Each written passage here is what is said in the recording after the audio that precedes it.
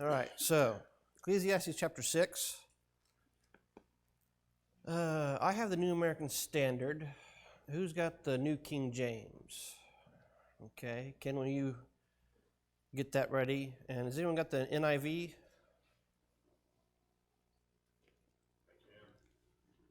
All right, Sean, go ahead and grab that one. I will read the New American Standard. Then Ken, if you will read the New King James, and then Sean, you'll be the last one to read the New International Version. It's one of Jeff's practices to go through kind of various translations to get a kind of a broad perspective of what various translators and how much the English language could kind of pull out of each of these as we've gone through these chapters. Ecclesiastes chapter 6. There's an evil which I have seen under the sun, and it is prevalent among men. A man to whom God has given riches and wealth and honor, so that his soul lacks nothing of all that he desires. Yet God has not empowered him to eat from them, for a foreigner enjoys them. This is vanity and a severe affliction. If a man fathers 100 children and lives many years, however many they may be, but his soul is not satisfied with good things, and he does not even have a proper burial, then I say, better the miscarriage than he. For it comes in futility and goes in obscurity, and its name is covered in obscurity. It never sees the sun, and it never knows anything. It is better off than he. Even if the other man lives 1,000 years twice and does not enjoy good things, do not all go to one place? All a man's labor is for his mouth, and yet the appetite is not satisfied. For what advantage does the wise man have over the fool? What advantage does the poor man have, knowing how to walk before the living?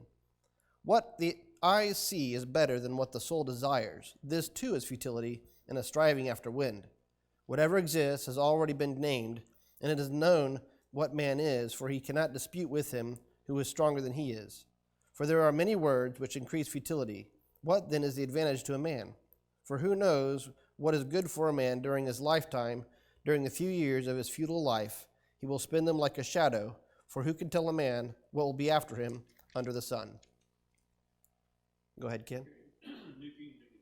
Excuse me. There is an evil which I have seen under the sun, and it is common among men. A man to whom God has given riches and wealth and honor, so that he lacks nothing for himself of all he desires, yet God does not give him power to eat it, but a foreigner consumes it. This is vanity, and it is an evil affliction. If a man begets 100 children and lives many years, so that the days of his years are many, but his soul is not satisfied with goodness, or indeed he has no burial, I say that a stillborn child is better than he. For it comes in vanity and departs in darkness, and its name is covered with darkness. Though it has not seen the sun or anything or known anything, this has more rest than that man. Even if he lives 1,000 years twice, but has not seen goodness, do not all go to one place? All the labor of man is for his mouth, and yet the soul is not satisfied. For what more has the wise man than the fool? What does the poor man have, who knows how to walk before the living?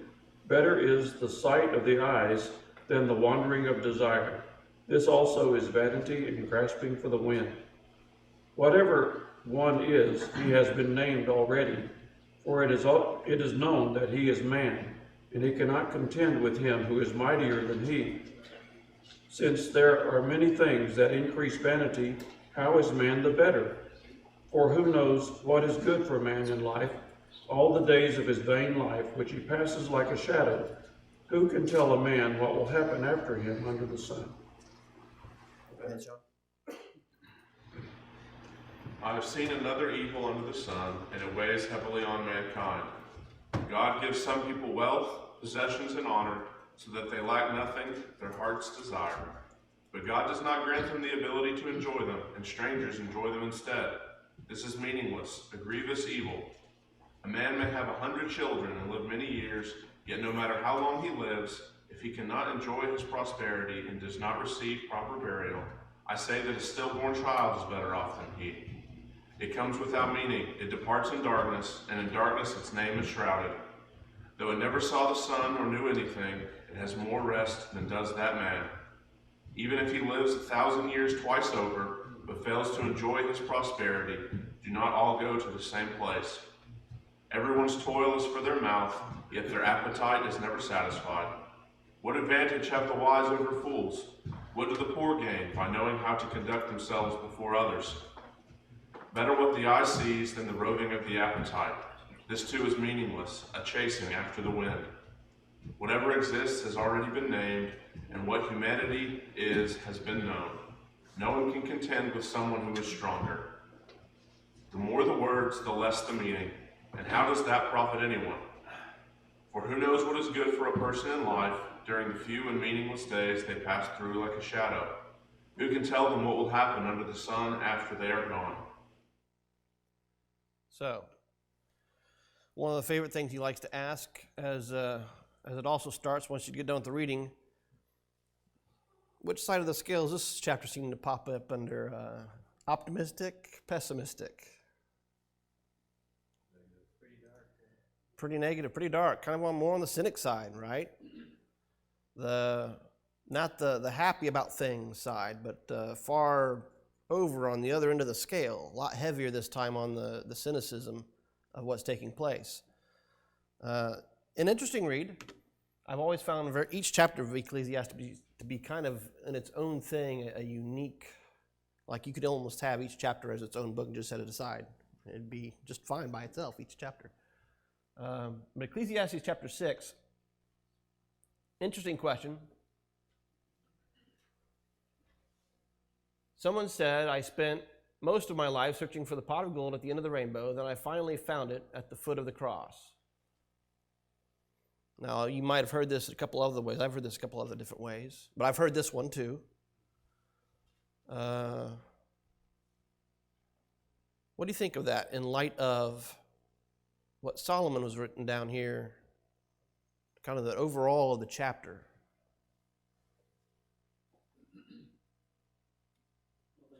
Solomon's conclusion is pretty much with everything he does, he finally comes to the conclusion that life is meaningless without God. And so this is pretty much saying the same thing. We look for the pot of gold, so to speak, or how we're going to become successful in life.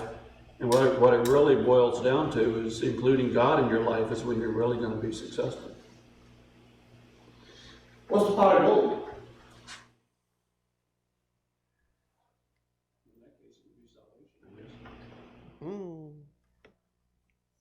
Where have we heard the whole pot of gold and the rainbow thing?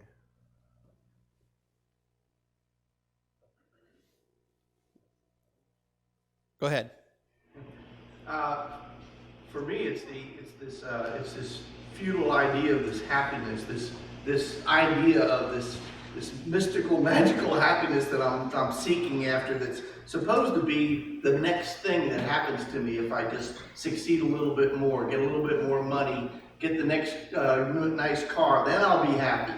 And that pot of gold is just as fleeting as the leprechaun's pot of gold. The leprechauns are not looking for. Where do we know leprechauns from? Irish folktale stuff, they got these leprechauns. But what were leprechauns? They were tricksters. They were evil tricksters. That's why the pot of gold was always at the end of the rainbow. You could never get to the end of the rainbow. So they would suck your life away as you were chasing after this pot of gold that you could never achieve. And so you've got this pot of gold, which represents, in this case, wealth, right? Material wealth. A pot of gold. Whether it was actual literal liquid gold or a pot full of gold coins, it's been rendered a couple of different ways. When they finally found it, this person found it at the foot of the cross. By the time I found it, I was too old to use it. And that's actually kind of the tale. By the time the person gets there, they're too old and too feeble to take it anywhere. They can't go anywhere with it. They've died at the foot. They've got the pot of gold, but then they die. So this person, however, found it at the foot of the cross. What's the contrast then?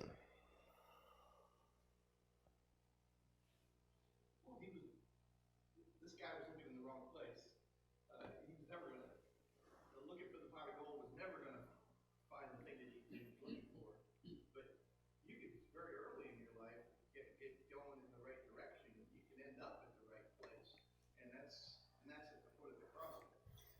So the first part of this chapter kind of runs over this concept, this juxtaposition. What was the person doing in the first part of this chapter, and how adamant was he about chasing the pot of gold?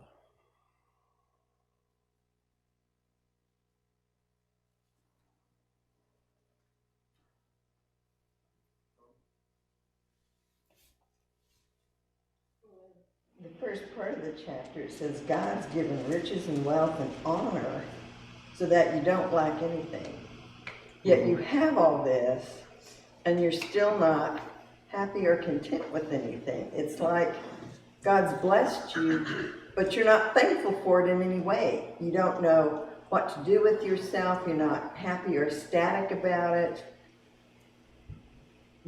Doesn't even thank God for all of it, and says that foreigners see it and they're going to consume it, and you've got it and you know nothing to do with it.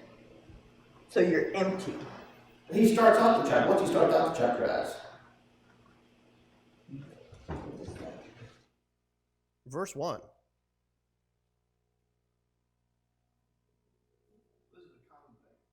It's a common thing. Yeah, but the very first part of the verse, what is it?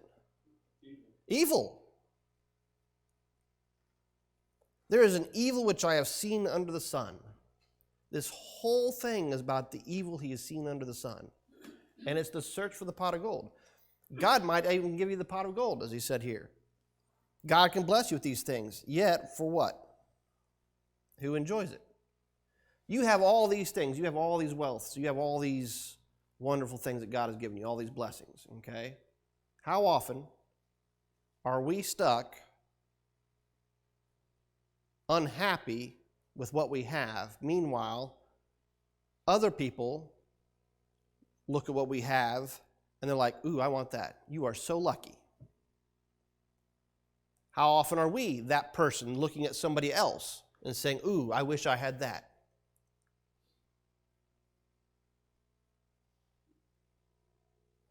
I mean, Solomon had great wealth, great power. Kings and queens came to him, sought after him. And yet, what happened to it all? Disappeared. So this kind of leads into question 2. If contentment is a learned trait, this is Philippians chapter 4, verse 11, how do we learn it? Because that's kind of the crux of the problem. The writer here's got all these riches. Did God bless Solomon? Absolutely. What did God? I mean, God told him, "Hey, what do you want?" Solomon asked for knowledge and wisdom. And what did God say He would give him also? Riches and honor and glory. All He said, because you asked for these things, I'm going to give you these also. So he had it in abundance. And yet, for whatever reason, he wasn't content. And who was always coming to him? Foreigners were always coming to him. Who would then be eating all the wonderful riches and blessings that he had? Could he eat them all? No. So everyone else would come and do it. So the contentment, which is a learned trait, how do we learn the contentment?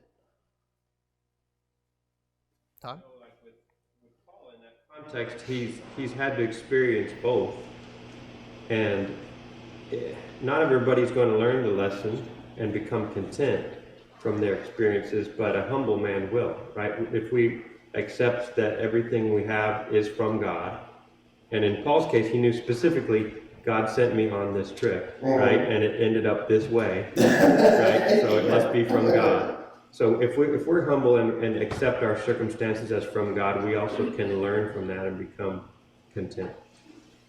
I was just going to say, too, that gratitude practices retrain your brain to do this very thing, like having some sort of gratitude practice, like either journaling or just having a time of your day that you set aside and pray and thank God for what you have. Those types of things will help you develop that contentment that's needed in this situation. I think the point of Solomon writing this and all of his wisdom is to get all of the readers to circumnavigate all these issues that he ran into. And I think ideally we can learn these things that he had to test and experience for himself just by reading about it. And if we trust that what he's saying is true, then we can kind of skip all the middle ground and go straight into the state of contentment. You have to be a billionaire to kind of understand the principle. That he's talking about? No. Solomon was at the top end of the scale, you might say. He was the one with the wealth. He was the one with the power. He was the one with all the things. God gave it to him. And there've been none like him since. But what he's talking about here isn't something that you have to have that in order to understand it. I think that's the wisdom of God inspiring him to write these things down for us. Jason? So in the context of 2 Corinthians 8 and 9, Paul is trying to explain to the Corinthian church this idea of generosity and giving and how that's an important characteristic that we should possess. But in 2 Corinthians 9 verse 8, he says, "And God is able to make all grace abound to you, so that always having all sufficiency in everything, you may have an abundance for every good work." You have to actually look up that all sufficiency there. It's almost like that you have all that you need. Mm-hmm. That's an understanding that we have to come to. We have to recognize that we have been given everything that we need. And once you come to that realization, that is what allows you to have this contentment. And so once you realize that I've been given everything that I need and everything, then I'm okay. Paul understood his with God, and it was in the right place because he paid attention to it. It was the focus of his life, and that allowed him to not have to wonder whether or not I'm going in the right direction. He lived for the day that he was living in. It was the only day that he had, and as a result of that, knowing that he was in the right place. My former career was as a navigator, and there were two feelings you could get on board the airplane. I don't know where I am, and I know where I am. One is much better than the other. And Paul knew where he was, and he knew where he was going, and he was living in that moment, every moment, and that's why he was able, no matter what happened, he didn't have to go and put the big question mark out. All good points. And I'm not sure where Jeff was going with this particular one, but if I look at the context, or if I look at what was said about the riches and stuff that Solomon was talking about, and I look at the man Solomon himself and what God blessed him with, okay? In the New Testament, which is where this pops in from, Philippians chapter 4, if you are wealthy, does God give you instructions? Under the law of Christ, if you're wealthy, you have instructions of what to do with your wealth, right? Okay. What are you supposed to do with it? Share it. That kind of is, everyone's been kind of touched on. It goes back to the need part. If you have what you need, then what are you supposed to do with what else that you have? Give it away. Share it. Give it to God. Share with your fellow man. Serve others. That's why you have it. If you're a thief, stop being a thief. Work for your hands and earn enough so that you can not only have what you need, but then take the extra and share it with others. What's the cancer to that?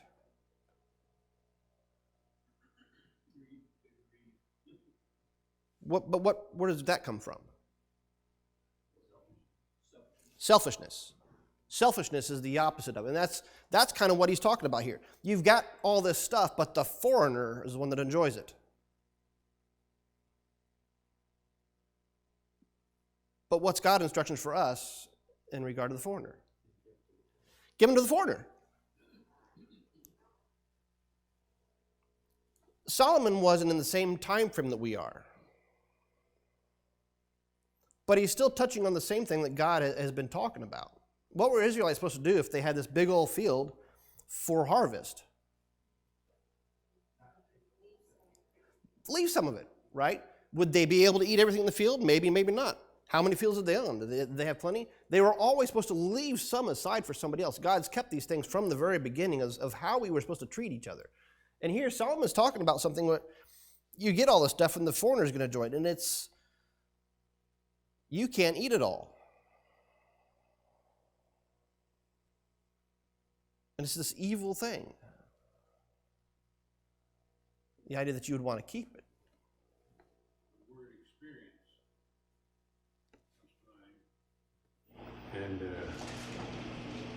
And apply your heart to wisdom. Mm-hmm. Yeah. And so Yeah, it's. that's how you learn through experience and applying your heart to wisdom. Yep. The wisdom of God. And then that's kind of what God has not. Empowered him to eat from them, or a foreigner enjoys them. So if God blesses you with all these things, God can bless you with an awful lot. God's blessed a number of men throughout history with an awful lot. Bless Solomon, but did he bless Solomon with the ability to eat everything that he'd been given? No. Jason? I think an answer to all of these questions that we generally ask is prayer. Obviously, that's a big one. And so I think about the psalmist in Psalm 119, in verse 36, it says, "Incline my heart to your testimonies and not to selfish gain." So another thing we talk about is a lot of these issues, it's a heart problem. Our heart is not right. In verse 37, it says, "Turn my eyes from looking at worthless things and give me life in your ways." So we need to be praying that we can learn contentment, that we can find value in living a godly life and value in His Word and not in these worthless things of the world that are going to be of no gain to us. I was going to say, even the secular world understands this godly principle, and they use it all the time. Successful businessmen use this in basically in taking and pushing off the pleasures to the future and then plowing back into this thing that they love, their business or whatever, the things that are there. And if we live that, if we have the eye on eternity, and we use our human capital in plowing it back into the lives of other people, now that's the biblical principle there at work, and you end up with a lifetime of friends and relationships that go on forever. If you are selfish, could you ever be content?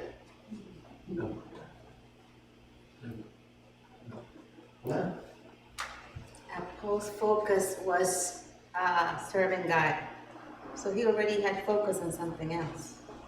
So Yeah. what you focus on, that you think that's what's going to make me fulfilled, that's what. One of the things that you look at, Because selfishness is kind of the opposite of this. One of the things you can look at is if you're not content with something, selfishness is going to be the root cause for it. So the question is, where is your focus? Paul's had to, and it's something that we need to, every week we come together to refocus our minds. There's a reason for it. All these things are given for us to constantly look at, okay, here's a hint.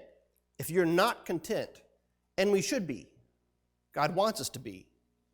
He wants us to be content in life. He wants us to be happy in life. If we're not, we need to start looking, okay, so why aren't I? A lot of it's going to be rooted in selfishness. Am I hanging on to something? Because when we're dead, where does all this stuff go? Thrift shop. Thrift shop. I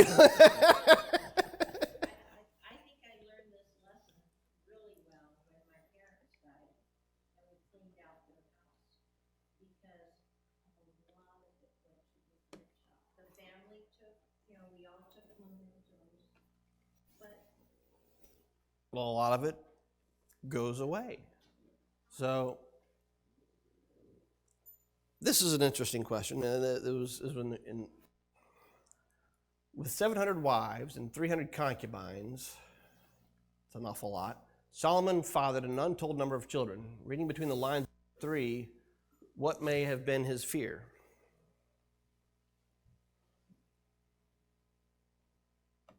That maybe after Having all those children that he wouldn't even receive a decent burial. His children didn't seem, I mean, he was, I guess he feared that they would not love him and respect him enough as, you know, to give him a decent burial, because perhaps he had lavished so much on them, you know, always having whatever they desired, that they didn't appreciate what they had enough to thank their father, I guess. Seemed to be what it was. Anyone else? I think maybe he was afraid he would not be able to pass on his legacy, and that, you know, he was stretched too thin. He didn't have the time to devote to all those children and give them the emotional support that they needed, and the teaching and passing on that wisdom that he had. So maybe a fear of stagnation. I'm not sure that's necessarily, I mean, those are some good ideas, but I mean, what was the problem that he had with those, and what was the solution that he was pointing to in the verse?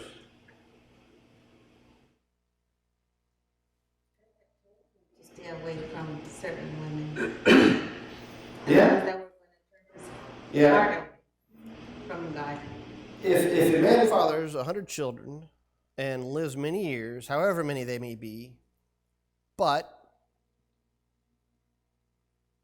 his soul is not satisfied with good things, and he does not even have a proper burial, then I say better the miscarriage than he. What are the good things? When you talk about a soul and good things for the soul, what's that?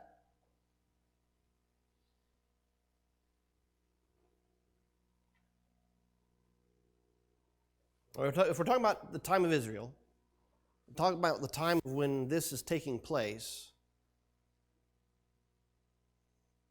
did the size of the family, the number of children you have matter? Yeah.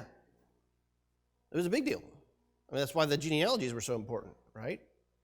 If you survived long enough to grow up and get old and have your own family, that was one thing, but the greater your family, the greater prestige. I mean, we hear about Saul, King Saul. He was like, I'm the worst and the least of all the tribe of Benjamin. I'm the smallest tribe. I mean, what's... Just because that they were a small family in the smallest tribe meant he was nothing. That's how they viewed themselves. So here you have a man with 100 children. But does that matter? Does the family lineage matter? Does the size of the family matter? What's the part that matters in verse 3? But the satisfaction of what? The soul, the good things for the soul. That's what matters. If you have that and you lack this,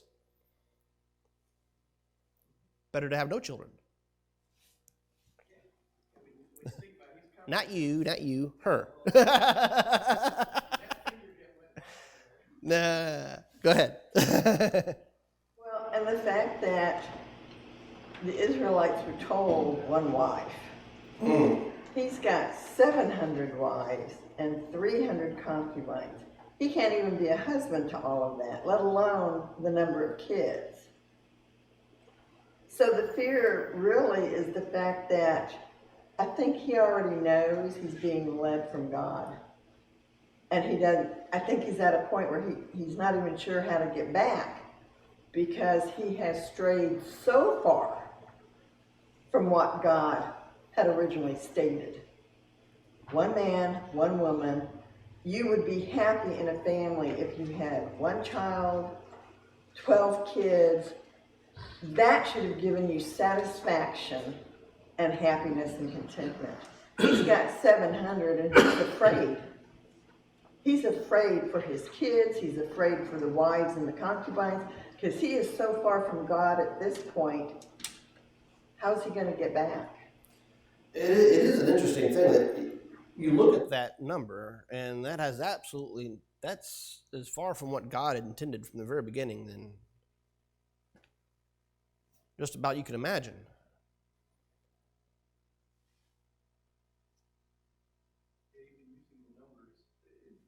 In the Bible, that's a total of 1,000, 1,000 means lots of that's. There's 7 of, I mean, it's. Yeah, it's a lot of use of numbers, but just looking at it, it's better than miscarriage tree. But it comes in utility, goes into obscurity, his name is covered in obscurity, it never sees the sun, it never knows anything, it's better off. If you missed a good thing, if you missed what God has intended for you, for the soul. The good things of the soul. You're missing all of it.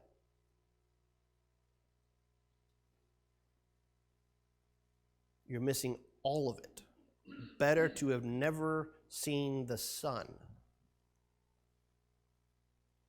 if you're going to miss the good things of the soul.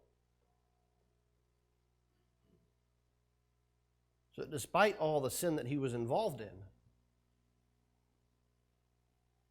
God had him writing this stuff down for a reason. Is that any less true then than it is now? Have we not heard this same principle in the New Testament?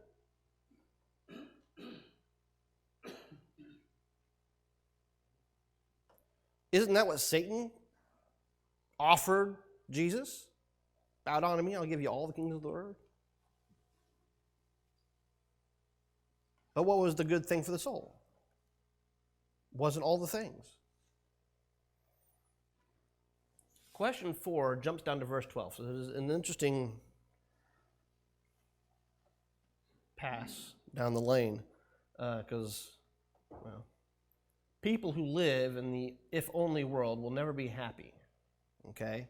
So verse 12, for who knows what is good for a man during his lifetime, during the few years of his futile life, he will spend them like a shadow, for who can tell a man what will be after him under the sun? So, if only, what's that mean?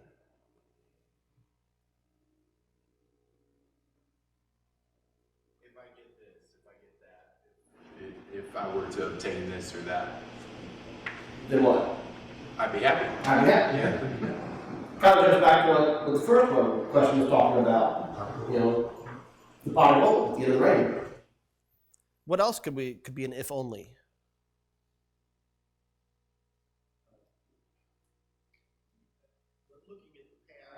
And the regret for what is back there. And again, something you can't do anything about. If only I hadn't done this, if only I hadn't done that. Yeah, if only, I mean, does the New Testament talk about both of those? What's the admonition from the New Testament?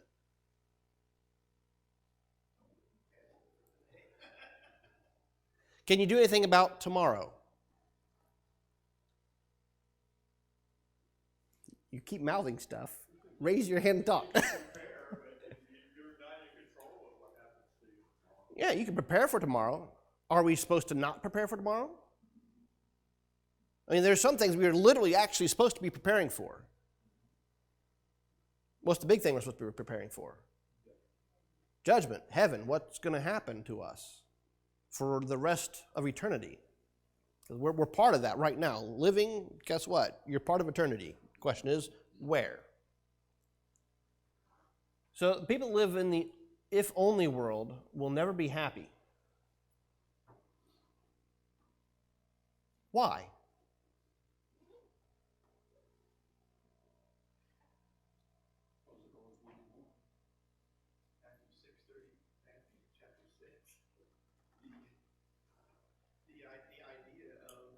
Anxiety associated with the unknown.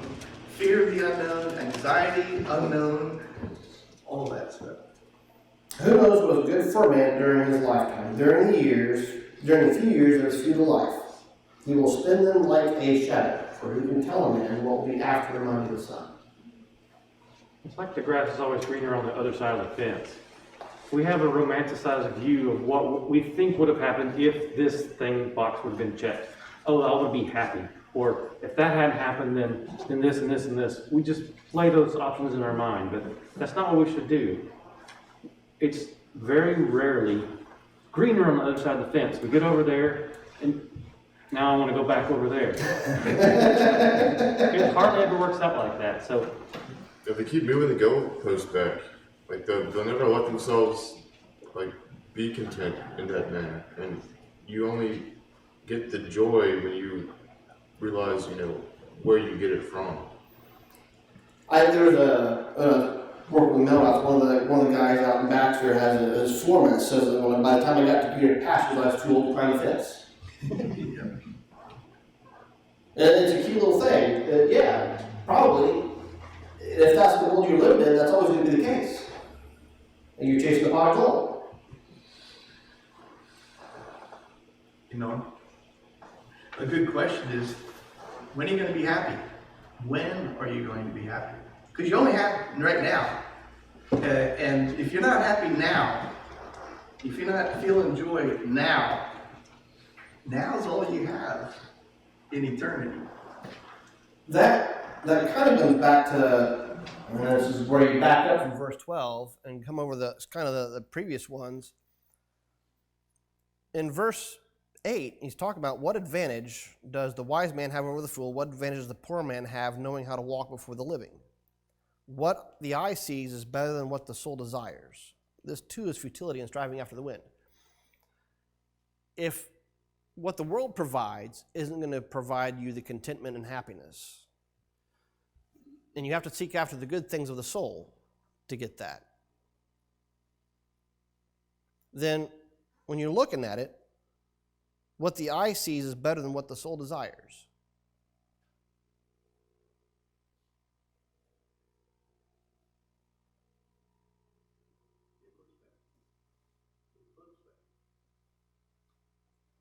Yeah.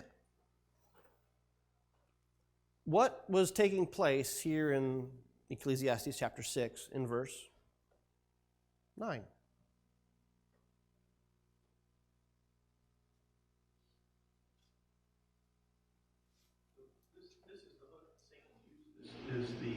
Is the dangle, the shiny thing in front of you, and make you forget that there's something that's better than this little shiny thing.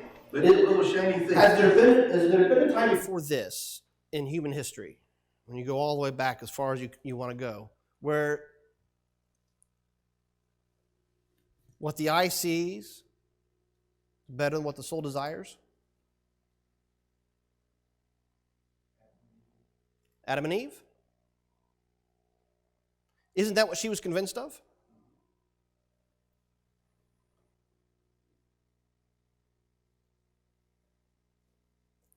What was Adam and Eve dealing with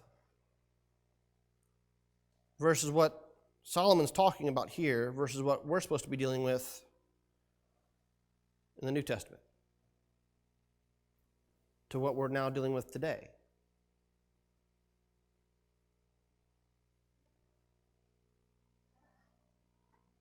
It's not just our simple desires.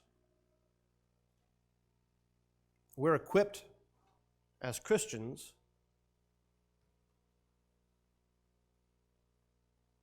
specifically for this purpose, this task. The Bible is given to us to be equipped for this task. What task are we actually involved with that humanity has been involved with from the beginning?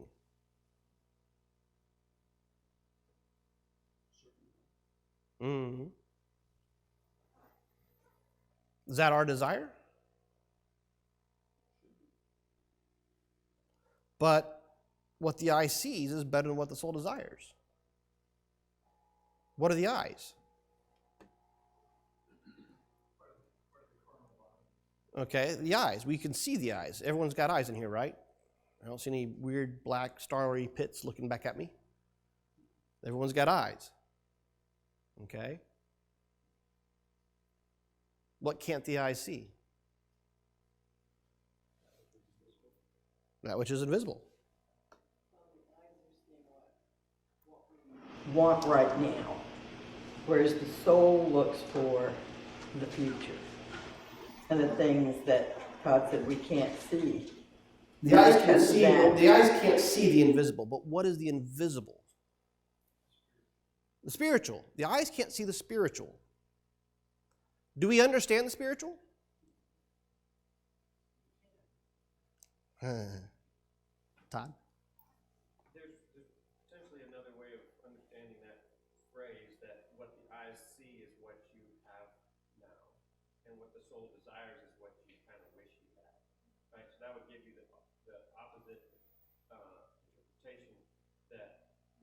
statement of what is true, that what the eyes see is truly better. Just the bird in the hand is worth two in the bush, because you may never get what's in the bush. Right? So it fits to me with the context of contentment, that you should be content with what your eyes see and stop striving for this other thing. Because what the soul desires isn't inherently a good thing, right? Our soul can desire a lot of wickedness.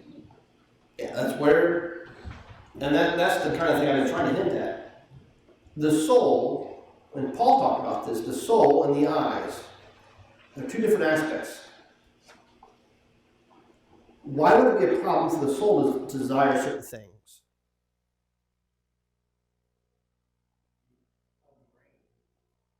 It has nothing to do with being untrained.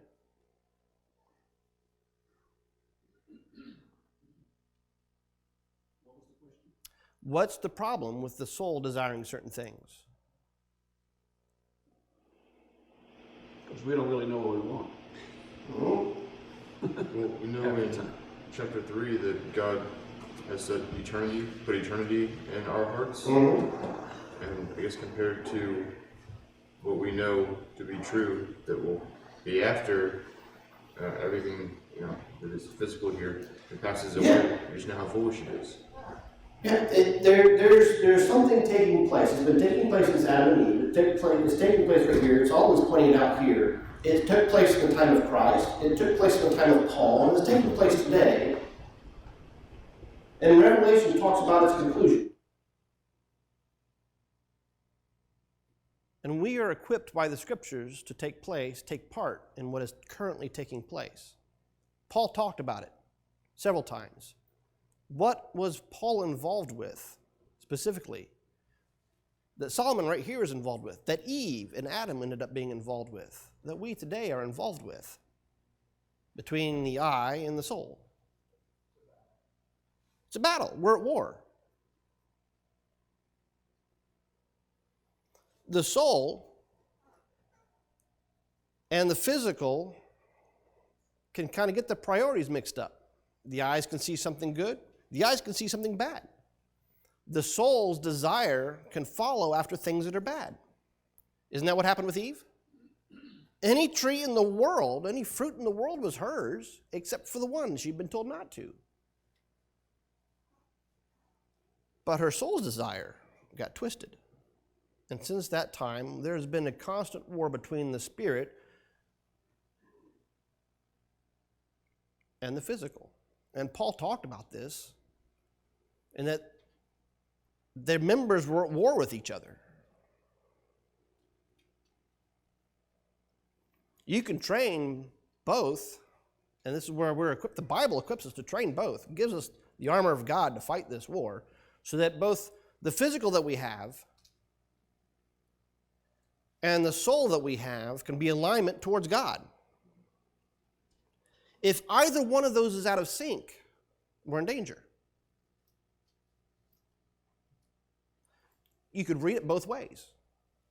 You could read it the way Todd read it there in a second ago, where this is good, but what the soul desires is bad. That's absolutely true.